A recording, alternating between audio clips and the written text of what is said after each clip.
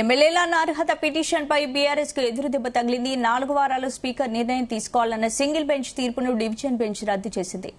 Party మారిన ఎమ్మెల్యేలపై speaker నిర్ణయం తీసుకోవచ్చని తెలిపింది హైకోర్టు.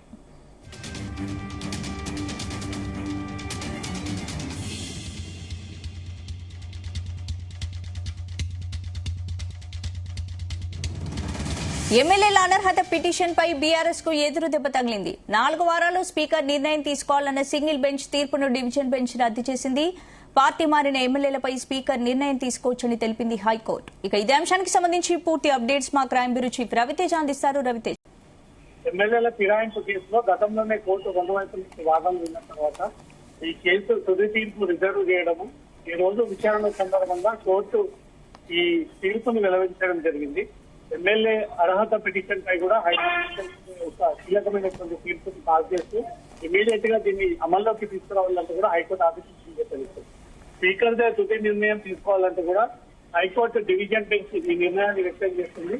స్పీకర్ కు ఎలాంటి టైం బాండ్ లేదు అంటూ కూడా కోర్టు మరోసారి ఈ విషయాన్ని గుర్తు చేస్తూ ఈ ఆదేశాలు ఇవ్వడం జరిగింది. రీజనబుల్ టైంలో స్పీకర్ నిర్ణయం తీసుకోవాలంటూ కూడా హైకోర్టు ఈ ఆదేశాలు ఇచ్చింది. సింగిల్ బెంచ్ తీర్పుని కొట్టేస్తూ హైకోర్టు ఈ ఆదేశాలు ఇచ్చినట్టుగా తెలుస్తుంది. గతంలో ఫిరాయించిన ఎమ్మెల్యేలపై విచారణ షెడ్యూల్ ఖరారు చేయాలంటూ కూడా సింగిల్ బెంచ్ తీర్పునిచ్చి అసెంబ్లీ కార్యదర్శికి ఈ షెడ్యూల్ ఖరారు చేయండి అంటూ కూడా ఆదేశాలు ఇవ్వడము, అసెంబ్లీ కార్యదర్శి సింగిల్ బెంచ్ ఇచ్చినటువంటి తీర్పుని సవాల్ చేస్తూ డివిజన్ బెంచ్ ని ఆశ్రయించడము, డివిజన్ బెంచ్ గతంలో నుంచి అనేక వైపుల నుంచి కూడా వాదనలు విని తీర్పుని రిజర్వ్ చేసి ఈ రోజు విచారణలో సందర్భంగా ఎమ్మెల్యేల పార్టీ ఫిరాయింపు, ఎమ్మెల్యేల అనర్హతపై వేటు వేయడము, ఎమ్మెల్యేలు ఆ పార్టీ బీఫామ్ పొంది ఆ పార్టీ పైన గెలిచి ఆ పార్టీ గుర్తుతోటి గెలిచి ఆ పార్టీ అభ్యుత్వాన్ని వీళ్ళు రిజైన్ చేయకుండా వేరే పార్టీలకు వెళ్లేటువంటి అంశం ఇది హైకోర్టు పరిధిలోకి రాదు.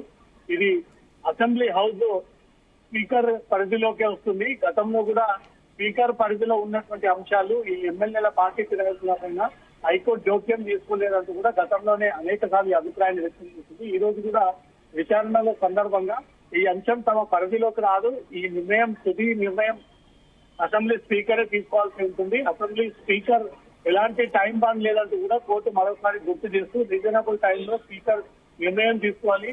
గతంలో ఇచ్చినటువంటి సింగిల్ బెంచ్ తీర్పుని కొట్టివేస్తూ డబుల్ బెంచ్ ఇచ్చేటువంటి తీర్పుని అమల్లోకి తీసుకొచ్చి స్పీకర్ దే తుది నిర్ణయం, స్పీకరే దీనిపై నిర్ణయం తీసుకోవాలి.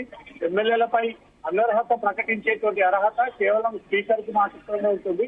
రాజ్యాంగంలో ప్రజలు ఎన్నుకున్నటువంటి ప్రజాప్రతినిధులు కాబట్టి ఇట్లాంటి విషయంలో కోర్టు జోక్యం చేసుకొని కోర్టు వీటిపైన గతంలో ప్రకటనలు ఇచ్చి తీర్పులు ఇచ్చినటువంటి సందర్భాలు లేవు కాబట్టి ఈ వ్యవస్థ మొత్తం ఎమ్మెల్యేల వ్యవస్థానికి మొత్తం ఒక స్పీకర్ హెడ్ గా ఉంటాడు. పవర్ ఆఫ్ స్పీకర్ గా అతని ఆ నిర్ణయాన్ని తీసుకోవాలి. ఎమ్మెల్యేలు పార్టీ ఫిరాయించారని ఒకవేళ స్పీకర్ అభిప్రాయాన్ని వ్యక్తం చేయాలనుకుంటే దానికి టైం బాండ్ లేదు. ఎప్పుడైనా ఈ అభిప్రాయాన్ని వ్యక్తం చేసి వారిని అనర్హులుగా ప్రకటిస్తారా, లేదా మళ్ళీ ఎన్నికలకు వెళ్ళమంటారా, లేదా రాజ్యాంగంలో ఏ పార్టీలో నుంచి అయినా ఏ పార్టీలకు మార్చి తప్పు లేదంటే కూడా స్పీకర్ ఈ నిర్ణయాన్ని తీసుకుంటారా అనేదంతా కూడా క్లారిటీ రావాల్సి ఉంది.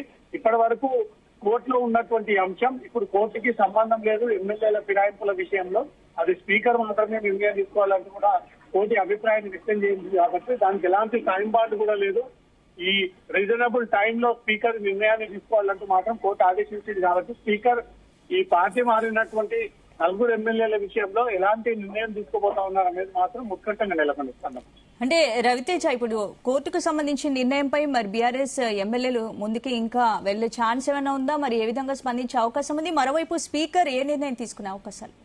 4 ఎమ్మెల్యేలు పార్టీకి రిజైన్ చేయకుండా బీఆర్ఎస్ పార్టీ తరఫున వీళ్ళు బీఫామ్ పొంది పార్టీ గుర్తు పైన జనాల్లోకి వెళ్లి ఆ పార్టీ అడ్డు పెట్టుకొని గెలిచినటువంటి ప్రజాప్రతినిధులు కాబట్టి ఆ పార్టీలో గెలిచి ఇతర పార్టీకి వెళ్లినందుకు ఆ పార్టీకి చెందినటువంటి బీఆర్ఎస్ ఎమ్మెల్యేలంతా కూడా కోర్టుని అప్రోచ్ అయ్యి తమ పార్టీ నుంచి గెలిచి ఇతర పార్టీకి వెళ్లినటువంటి ఎమ్మెల్యేలను అనర్హులుగా ప్రకటించాలి, మళ్ళీ ఆ 4 కాన్స్టిట్యున్సీలో ఎన్నికలు నిర్వహించాలనే ఒక ప్రధాన ఉద్దేశంతో హైకోర్టు అప్రోచ్ అవడము, సింగిల్ బెంచ్ గతంలోనే అసెంబ్లీ కార్యదర్శికి నోటీసులు జారీ చేసి దీనిపైన షెడ్యూల్ ఖరారు చేయాలి అంటూ మాత్రం ఆదేశాలు ఇవ్వడము, అసెంబ్లీ కార్యదర్శి ఇమీడియట్ గా సింగిల్ కోర్టు ఇచ్చినటువంటి తీర్పుని సవాల్ చేస్తూ డివిజన్ బెంచ్ ని ఆశ్రయించడము, డివిజన్ బెంచ్ సుదీర్ఘ విచారణ జరిపిన తర్వాత 2 వైపుల నుంచి వాదనలు విన్న తర్వాత అసలు రాజ్యాంగంలో ఎమ్మెల్యేలను అనర్హత ప్రకటించేటువంటి రైట్ కోర్టుకు లేదు కాబట్టి ఈ అంశం తమ పరిధిలోదు. ఈ నిర్ణయాన్ని వ్యక్తం చేయాలంటే అది కేవలం ఫైనల్ జడ్జిమెంట్ ఇవ్వాల్సింది స్పీకర్ మాత్రమే. ఈ విషయంలో స్పీకర్ మాత్రమే నిర్ణయం తీసుకోవాలి. స్పీకర్ ఏ రకమైనటువంటి నిర్ణయం తీసుకున్నా కోర్టు ఎలాంటి అభ్యంతరం వ్యక్తం చేయదు కాబట్టి దానికి టైం బాండ్ లేదు. రీజనబుల్ టైంలో మీరు ఈ ఆదేశాలు జారీ చేయాల్సి ఉంటుంది. 4 ఎమ్మెల్యేల విషయంలో స్పీకర్ ఏ రకమైనటువంటి నిర్ణయాన్ని తీసుకుంటారనేది మాత్రం క్లారిటీ రావాల్సింది. రాజ్యాంగంలో ప్రజలు ఎన్నుకున్నటువంటి ఒక రాజకీయ నాయకుడు ఎమ్మెల్యేలను అనర్హుడుగా ప్రకటించాలి అంటే దానికి ఈ పార్టీ మారి ఇతర పార్టీలకు వెళ్లి ఆ పార్టీ జెండా పైన మీరు మళ్లీ పోటీ చేయడం ఆ నిజంగానే అనర్హత కిందకి వస్తుందా లేదా అనే దానిపై కూడా స్పీకర్ రాజ్యాంగంలో ఉన్నటువంటి అన్ని చట్టాలని వీటిని పూర్తి స్థాయిలో స్టడీ చేసిన తర్వాత దీనిపైన నిర్ణయం తీసుకునేటువంటి ఛాన్స్